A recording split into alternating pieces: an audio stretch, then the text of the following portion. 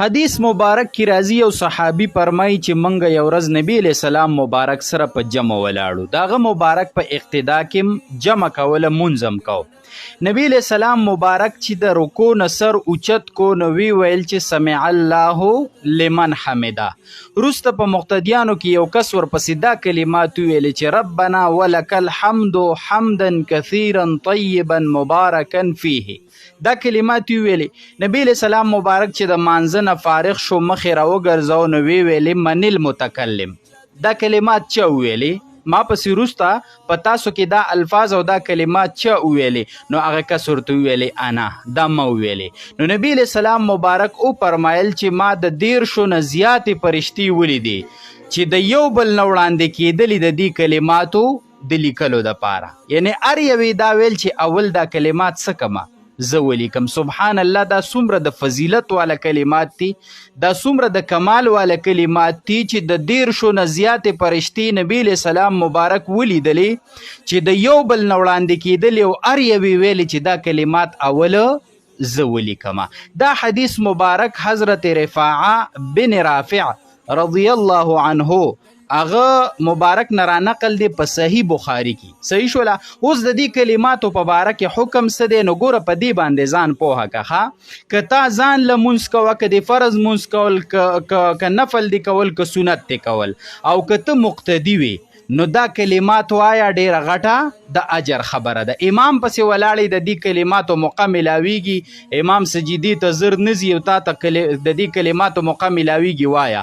خو کله ته امام جوړ شي نو موږ ته دا د احادیثو نه معلومه ده چې د امام دپاره ډیر اوږده رکعتونه، ډیرې اوږدې سجدي او ډیره اوږده رکوع د امام دپاره نه ده پکار، ځکه چې دا په مقتدیانو باندې بوج جوړیږي، دې کې بیماران وي، دې کې حاجتمن وي، دې کې ضرورتمن وي. نو چې کله امام جوړ شي بیا بهتره نه ده چې ته امام دا کلمات سکی دا اوږده دعاګانې اوږده کلمات وای. خو کله ته مقتدي وي او موقع ملاوي ده، یا د ځان لکه فرض مونځ کو، که نفل او که سنت دی کول، نو بیا دا کلمات وایا، ډیر د اجر کلمات دي. دا مسله ختمه شوه. بل حدیث مبارک کی راځي نبی علیہ السلام مبارک فرمای چې من سأل الله الجنه، څوک چې د الله نه د جنت سوالو کی 3 مرات 3 کرتا، نو جنت سوی جنت الله جل شانه ته سوی اللهم ادخله الجنه، یا الله دا کس جنت ته سکی داخل کې. جنت په خپل استا تمنا کوي او الله ته وایي چې الله دا جنت ته سکی داخل کې. او دغه حدیث کې راځي من استجار من النار 3 مرات، چا چې د جهنم نه 3 کرتا پناه وغوښتله د الله نه، نو جهنم الله جل شانه ته وایي اللهم اجره من النار، الله د ته د دې اور نه څه ورکا، نجات ورته ورکا. نو دا دعا کوه چې اللهم انی اسألک الجنه واعوذ بک من النار، اللهم انی اسألک الجنه واعوذ بک من النار. داسې هم کوه چې لاس اوچت کې او د نفلو د سنتو که فرضو کې موقع په سجده کې د سبحان ربی الاعلی نه پس دا دعا وایه چې دغلته ډیره ښه قبلیږي. دا احادیث مبارک دی چې نور امت ته ورسوي، نو ستاسو دپاره به صدقه جاریه وي. وصلی الله علی النبی. حدیث مبارک کی راځي په کبیره ګناهونو کې یوه ګناه دا ده چې سړی خپل مور او پلار ته کنځل وکړي. صحابه کرامو ته تپوس وکړو چې د الله پیغمبر خپل مور او پلار ته هم څوک کنځل کوي؟ نو نبی علیہ السلام مبارک ورته وفرمیل چې یو سړی راولګي او د بل پلار وکنځي، او هغه راولګي د پلار ته کنځلو کې او د مور ته کنځلو کې، نو دا داسې شوه چې لکه تا خپل مور او پلار په خپله وکنځل.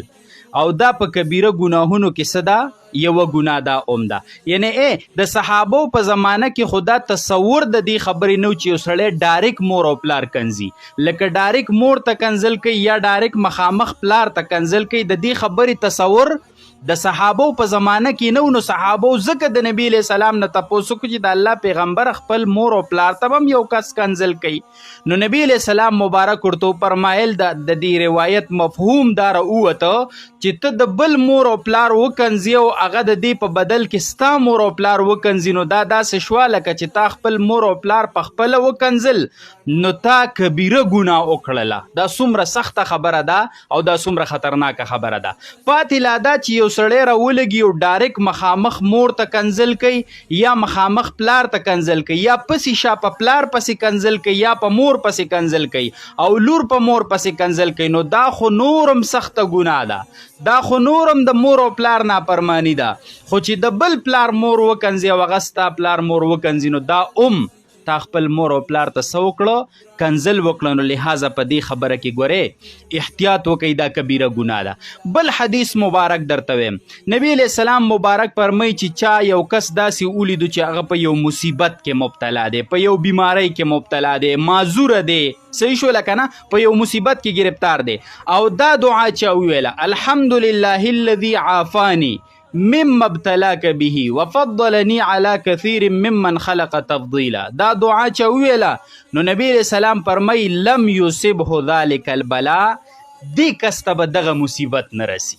دا کم مصیبت کې چې تا بل بنی آدم ولیده او تا دا کلمات د ځان سره وویلې، نو په دغه مصیبت کې به تا الله نه گرفتاری، په دغه بیماری کې په دغه مصیبت کې به الله تا نه راولي. نو لہذا دا دعا منګه سکو، دا زدکو او دا ویو.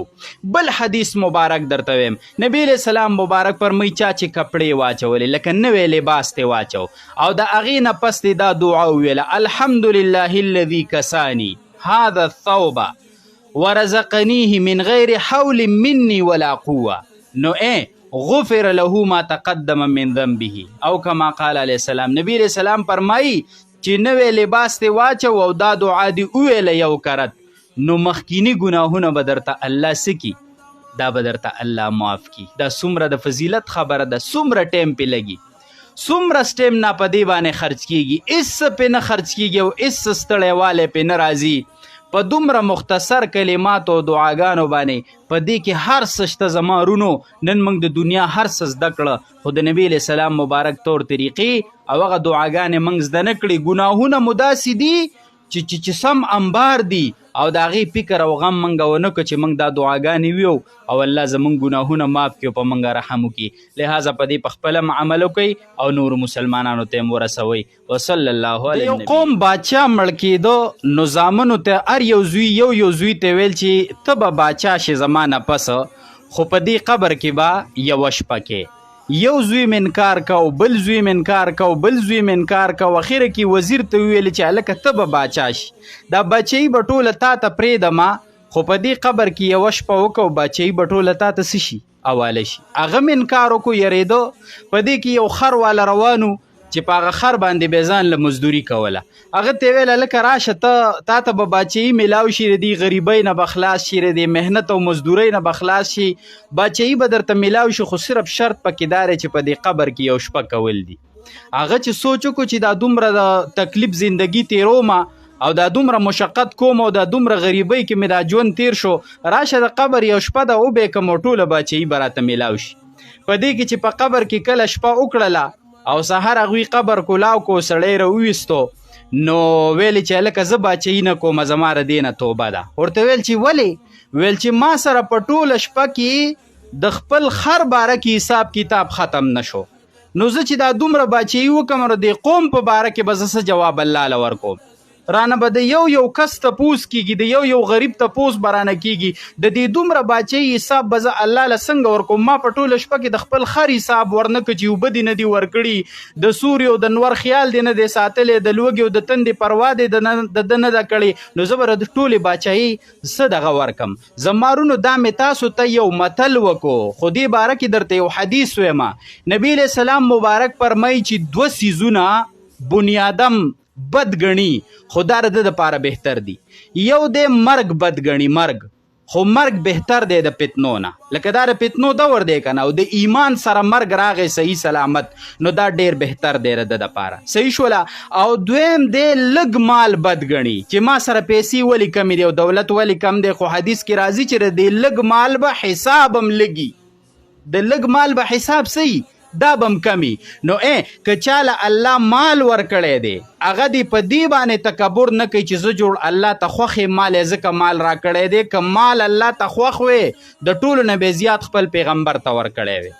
صحیح شو لکنه نبی علیہ السلام مبارک په خېټه مبارک پسې کاڼي تړي په میاشتو دغه په دغه کې نغري کې اور نه بلیږي د خوراک څه نه ملاویږي او که دا ډیر مال د قبولیت نه خوي الله ته نو ابو جهل له به ډیر نه ورکولې ابو لهب له به ډیر نه ورکولې نو غریب که ته غریب دا پتا امتحان دی حساب به در سره کمی د قیامت په ورځ باندې او د مالدارو نه به مخکې جنت ته ځي صحیح شوله که نه نو ته په دې خفه کېږم او زړه له دا راوله شیطان به دا وسوسه راولي چې ته جوړ د الله بدي شي او ته جوړ خوښ نه ځکه یې لږ مال درکړی او مالداره که ته مالدار نو ته چېرته په رشتهدارو په ګاونډ کې تکبر ونه کړي چې زه الله ته خوښ یم دا مال یې ځکه راکړی ډېر مال د قبولیت نښه نه ده او غریبي چې ده دا د الله د ناراضګۍ نښه نه ده دا په دواړو باندې څه دی چې امتحان دی کامیاب پکې هغه دی چې پرهیزګار دی او نیک عمل دي صحیح شو لکنه نو لہذا موږ او تاسو په دې خبرو باندې عمل وکړو او دا بهترین نصیحت د نورو مسلمانانو سره شامل کو چې هغوی په عمل وکړي زمونږ د پاره به صدقه جاریه وي وصلی الله علی النبی